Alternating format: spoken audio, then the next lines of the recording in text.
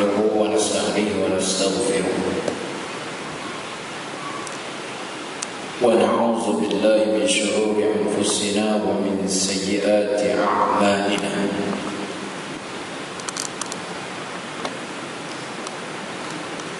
من يهده الله فلا مضل له ومن يضلل فلا هادي له أشهد أن لا إله إلا الله وحده لا شريك له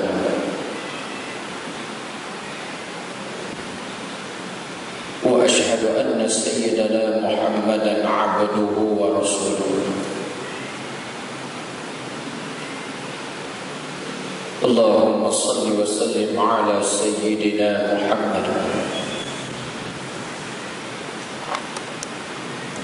وعلى آله وصحبه أجمعين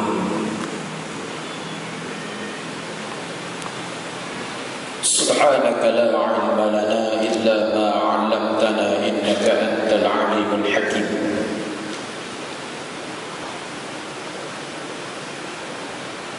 رب اشرح لي صدري ويسر لي أمري واحلل عقدة من لساني يفقهوا قولي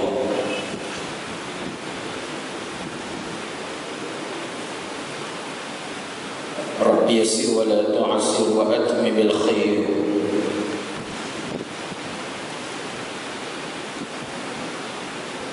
اللهم إني استودعتك ما قرأته فارده إلي عند حاجتي إليه لا حول ولا قوة إلا بالله العلي العظيم لا حول ولا قوة إلا بالله العلي العظيم لا حول ولا قوة إلا بالله العلي العظيم أما بعد أعوذ بالله من الشيطان الرجيم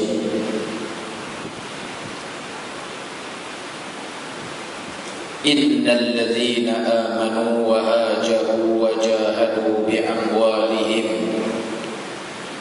وأنفسهم في سبيل الله والذين آووا ونصروا أولئك بعضهم أولياء بعض والذين آمنوا ولم يهاجروا ما لكم من ولايتهم من شيء حتى يهاجروا صدق الله العظيم. Suratul Anfal ayat 72. Alhamdulillah, pada malam ini dapat kita bersama. Bahkan juga alhamdulillah Allah Ta'ala panjangkan usia kita, dapat kita bersama berada dalam tahun baru hijrah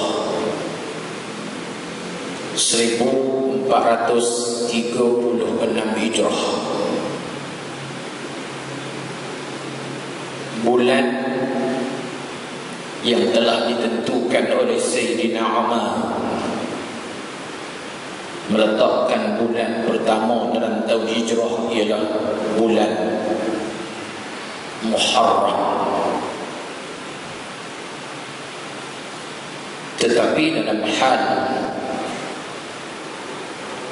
hijrah Nabi sallallahu alaihi wasallam, sehingga kan Nabi berjaya sampai di Madinah pada 12 Rabiul Awal.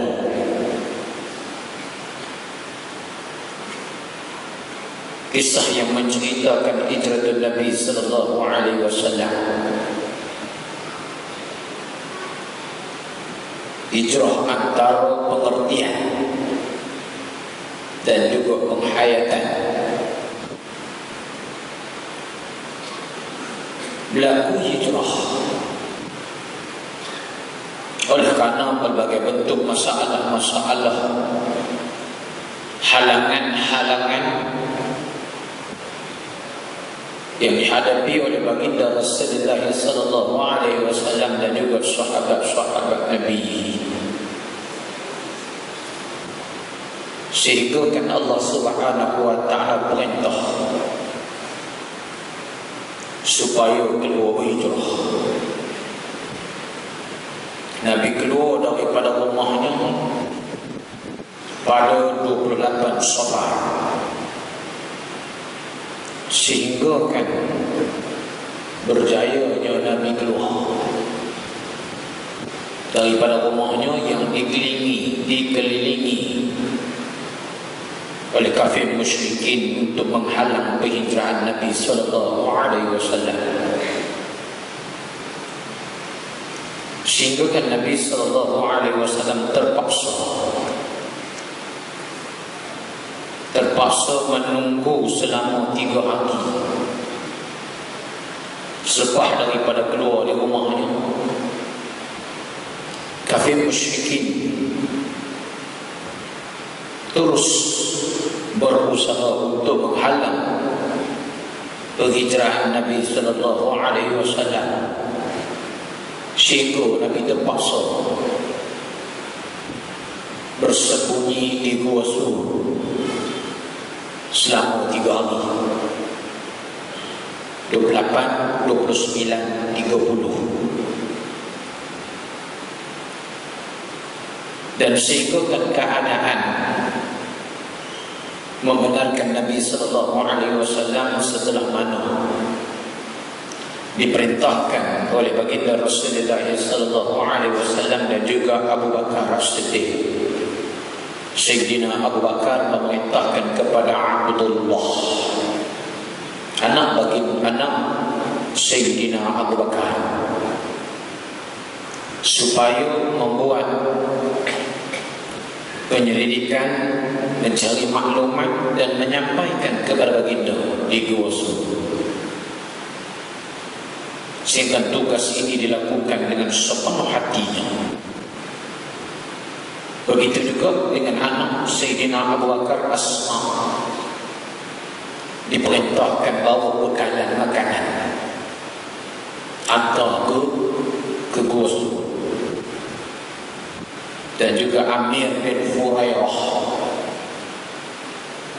di antara bekah hamba Sayyidina Abu Bakar diperintahkan supaya membawa kambing-kambing pemeliharaannya ke padang pasir pada waktu siang bagi menghilangkan jejak kaki Abdullah dan juga Asma, dan pada waktu petang membawa kambing ke Gua Sur untuk diperah susunya. Sehingga kan Nabi berjaya keluar daripada Gua Sur pada 1 Rabiul Awal.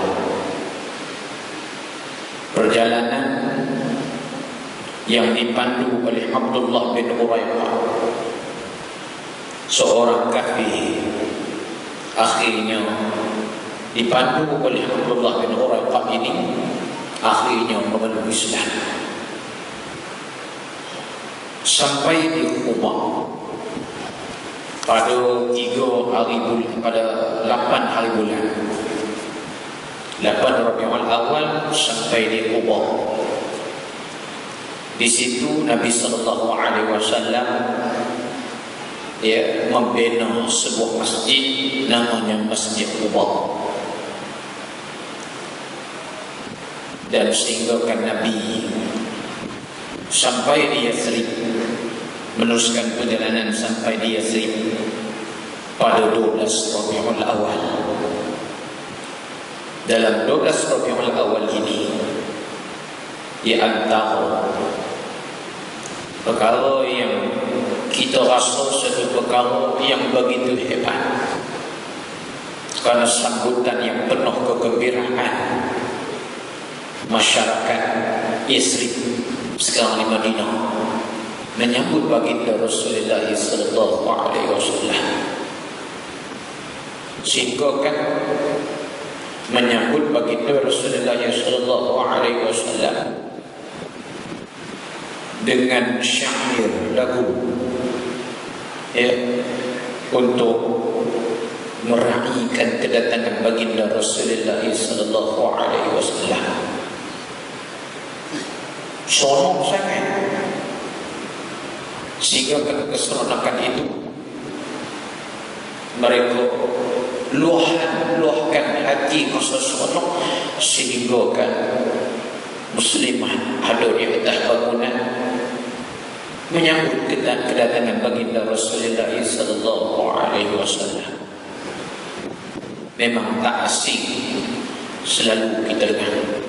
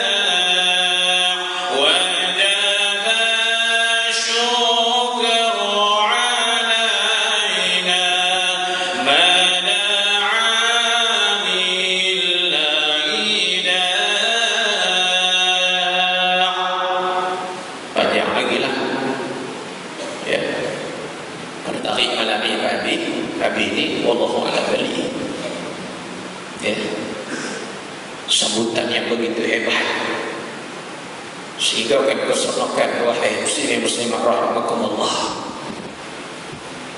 disambut Nabi sallallahu alaihi wasallam dengan sambutan yang begitu hebat, seolah-olah mahu gembira dengan kedatangan baginda Rasulullah sallallahu alaihi wasallam. Aus dan Khazraj dapat disatukan, sehingga mereka mencapai tangan baginda.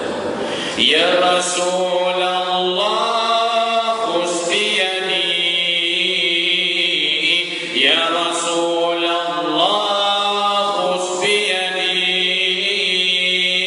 ya Rasulullah khus biyadi, ya Rasulullah khus biyadi. Allahu Akbar. Tuan muslimin muslimat rahimakumullah, pengertian hijrah, kalimah yang diambil daripada hajarah. Dalam bahasa Arabnya maknanya perpindahan daripada satu tempat ke satu tempat. Segi bahasa juga dalam fokus kita hari ini, perpindahan apa jua bentuk sekalipun, daripada satu tempat ke satu tempat, daripada satu keadaan kepada satu keadaan. Tapi kalau kita nak bicara tentang hijrah yang kita sambut, iaitulah perpindahan baginda Rasulullah sallallahu alaihi wasallam daripada kota Mekah ke kota Madinah. Sebagaimana yang saya jelaskan dalam permulaan bicara saya sebentar tadi. Sehingga kan ulama telah menetapkan satu ketetapan. Selepas mana berlaku tahun 8 Hijrah, iaitulah Futuh Mekah, pembukaan kota Mekah. Selepas daripada itu, penghijrahan daripada satu tempat kepada satu tempat sudah dimaksudkan.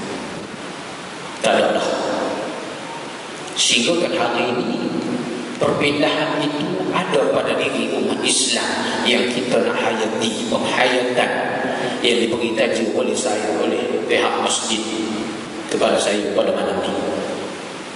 Hari ini kita nak berhijrah atas nama kita nak menghayati penghijrahan yang sebenar, dan tidak akan berlaku penghijrahan daripada satu tempat kepada satu tempat. Kok tahun ni duduk di taman lagi, terlepas nak hijrah ke taman yang lain, tidak berlaku. Tetapi dalam perbicaraan konteks penghijrahan hari ini ialah perpindahan diri umat Islam. Dan saya di sisi saya sendiri dan juga tuan-tuan muslimin muslimah rahimakumullah, penghijrahan ini, perpindahan ini perlu dilakukan secara drastis. Jangan melengah-lengahkan penghijrahan. Sebab itulah tuan-tuan muslimin muslimat rahimakumullah, banyak penghayatan yang boleh kita ambil dalam konteks penghijrahan ini sebagai kita umat Islam. Ya, kemenangan yang perlu ada selepas berjayanya penghijrahan. Sebagai seorang Islam, banyak penghayatan yang boleh kita ambil. Yang pertama, penghayatan yang pertama adalah seseorang yang beriman kepada Allah dan taat setia, patuh kepada segala perintahnya dan menjauhi segala larangannya. Itu di antara penghayatan hijrah yang boleh kita ambil. Kita lihat sendiri bagaimana baginda Rasulullah SAW sendiri, bahkan juga sahabat-sahabat sendiri meletakkan satu pegangan dalam diri mereka, iaitu keimanan. Kalau bukan kerana iman kepada Allah dan kalau bukan kerana taat patuh kepada Allah, perintah Allah supaya keluar berhijrah, bukan satu benda yang mudah, bukan satu arahan yang kita rasa kalau nak dilaksanakan, bukan satu benda yang rasa-rasa mudah, satu kepayahan yang begitu hebat, keperitan yang begitu hebat, pengorbanan yang begitu hebat yang dipamerkan oleh baginda Rasulullah sallallahu alaihi wasallam dan juga sahabat-sahabat Nabi sallallahu alaihi wasallam. Sehingga ketentuan, kalau bukan kerana iman, penghijrahan tidak akan berlaku. Arahan, kalau bukan arahan perintah daripada Allah, tuan-tuan cuba bayangkan, kenapa nak berhijrah kalau bukan kerana perintah daripada Allah?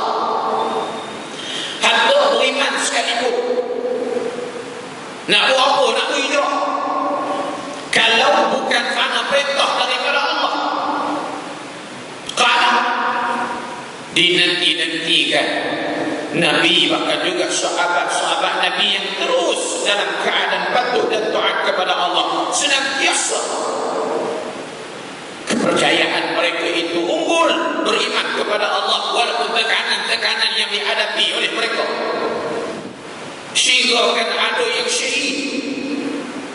Nak buat apa kalau nak keluar berhijrah? Kerana dinanti-nantikan syahidnya mereka. Sebab itu kerana kita perintah Allah, sebab itu dia berhijrah. Sebab itu mereka sanggup berhijrah. Ini penghayatan yang perlu kita ambil. Yang pertama, perlu jadikan dalam diri kita ialah beriman kita kepada Allah, sehingga kan kita meletakkan segala sepenuh jiwa kita melaksanakan perintah Allah dan meninggalkan larangan-larangan Allah subhanahu wa ta'ala. Sebab itu kalau kita baca ayat yang saya bacakan tadi, Allah jelaskan kepada kita dalam surah Al-Anfal ayat yang ke-72, Allah letakkan utama pada ayat ini, innal ladzina amanu, sesungguhnya orang-orang yang beriman.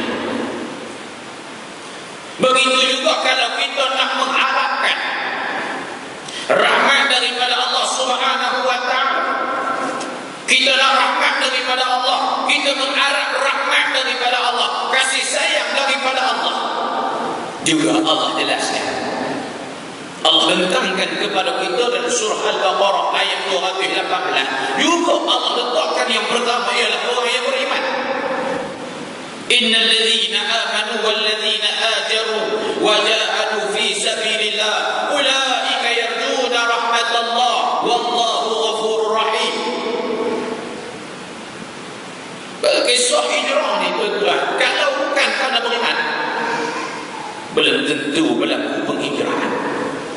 Kalau bukan kerana kita perintah Allah, belum tentu berlakunya penghijrahan yang begitu hebat.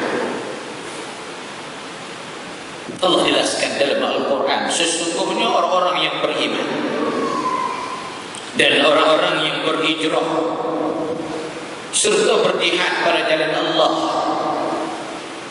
maka mereka itulah orang-orang yang mengharap sepenuhnya rahmat daripada Allah. Dan ingat Allah Ta'ala itu Maha Pengampun lagi pula Maha Mengasihani, Maha Penyayang.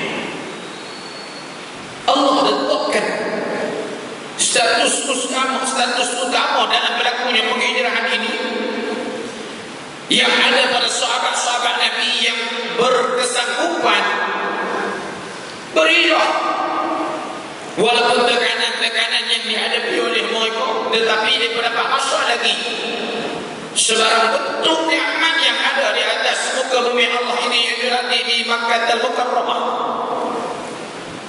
Kalau bukan karena beriman, pastinya penghijrahan tidak berlaku. Kemudian beriman serta dan mereka berhijrah. Nak jadi baik kena berhijrah. Nak dapat kebaikan kena berhijrah. Nak tengok Allah Ta'ala nak anugerah sebaik-baik Islam, sebaik keislaman, hijrah. Nak tengok hebat pengibadatan seseorang hamba, walaupun di Mekah mereka dapat melaksanakan walaupun ditekan, tetapi nak dapat kebebasan penekanan itu daripada kaum kafir musyrikin, hijrah. Tuan-tuan, kita perlihat, kita lihat, kita baca, kita bahas, kita belajar dalam soal hijrah ini. Saban tahun kita sambut hijrah, kita baca, kita dengar, kita membicarakan soal hijrah. Adakah hijrah penghayatan yang kita ambil ataupun hanya sekadar penghayatan masuk tahun baru je, kemudian kita nafikan penghayatan yang boleh kita ambil untuk kita bawa dalam kehidupan kita sepanjang kehidupan kita, supaya kita jadi manusia yang betul-betul hebat di sisi Allah Subhanahu wa Ta'ala. Itu penghayatan yang pertama. Penghayatan yang kedua, orang yang beriman dengan Rasulullah SAW dan memuliakannya, menolong dan membelanya, dan mengikuti cahaya kebenaran yang diturunkan oleh Allah Subhanahu wa Ta'ala melalui tengok penghayatan yang kedua. Allah utuskan seorang Rasul, yaitu Muhammad SAW, sehingga mereka bukan hanya beriman kepada Allah, bahkan mereka beriman kepada Nabi SAW, sehingga mereka berkesanggupan beriman kepada Nabi SAW, memuliakan baginda Rasulullah SAW, bahkan membantu, menolong, membela, sehingga ada yang berkesanggupan tugas tempat tidur Nabi SAW. Kenapa? Karena beriman kepada Nabi, sanggup memperdagangkan nyawa. Tuan Sayyidina Ali karramallahu wajhah, tengok sanggup duduk ataupun tidur tempat Nabi. Tidur tu pula tuan-tuan menghadapi tak ada ledah apa dia, nyawa. Sehingga kan kita lihat penghayatan yang begitu hebat dalam melaksanakan tugas-tugas ini, kesanggupan mereka sehingga tidak mengira soal nyawa demi kepentingan agama Allah Subhanahu wa ta'ala. Pembelaan yang begitu hebat. Kita hari ini apa pembelaan kita? Kalau kita meletakkan bahawasanya kita nak berhijrah, tengok sahabat-sahabat Nabi senantiasa membantu Nabi SAW, senantiasa bela Nabi. Apa pembelaan kita kepada warisan Nabi SAW yang hari ini begitu hebat, dikecam, diterjang, dimaki macam-macam? Apa pembelaan kita? Siapa pewaris Nabi? Al-ulama warasatul anbiya. Apa pembelaan kita? Sehingga kan orang kata macam-macam. Itu yang kedua. Penghayatan yang ketiga yang boleh kita ambil ialah orang yang sentiasa membersihkan jiwanya. Senantiasa bersih. Apa maksudnya tuan-tuan? Dalam nak berjaya dengan penghijrahan ini perlu ada dalam diri kita, perlu ada dalam diri manusia, perlu ada pada diri sahabat-sahabat Nabi. Apa dia? Jiwanya bersih. Bukan ada matlamat yang lain. Ini penghayatan yang boleh kita ambil, yang kita lihat begitu hebat. Suci hatinya sahabat-sahabat Nabi dalam mereka melaksanakan perintah Allah. Berhijrah. Bukan penghijrahan yang sebenar yang kita rasa mudah. Mekah ke Madinah, tuan-tuan. Boleh kita bayang bahawa perjalanan pada ketika itu, sebagaimana yang kita lihat, Nabi keluar daripada puasa pada 1 hari bulan Rabiul Awal. Nabi sampai di Quba 8 hari bulan. Dekat ke tuan-tuan? Agak-agak tuan-tuan dekat ke jauh. Mencecah 500 kilometer lebih. Kalau bukan bersih jiwa mereka, tunduk dan patuh kepada Allah Subhanahu wa ta'ala, dan penghijrahan yang berlaku, kalau bukan kerana ikhlasnya mereka kepada Allah, bukan kerana yang lain. Kalaulah penghijrahan yang berlaku, tuan-tuan, kalau bukan kerana bersih jiwa, ikhlas dan melaksanakan tugas, apa sahabat-sahabat Nabi nak keluar hijrah? Kesusahan yang dialami oleh mereka, pengorbanan yang dialami oleh mereka. Kalau kita tengok sahabat-sahabat Nabi SAW, kalau bukan bersih jiwa,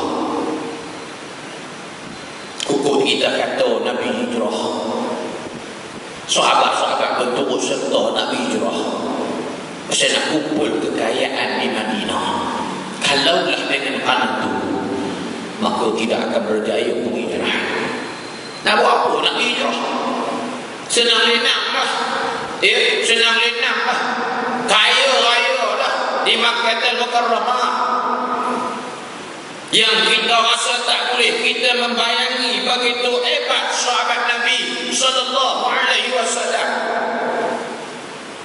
Seorang anak muda, kalau kita perhati dalam buku-buku yang menceritakan kisah penghijrahan yang berlaku oleh sahabat-sahabat Nabi, yang kita bawa dalam penguraian tentang kisah ini, kalaulah tidak ada bersih jiwa dalam hati mereka, maka nak buat apa keluar hijrah?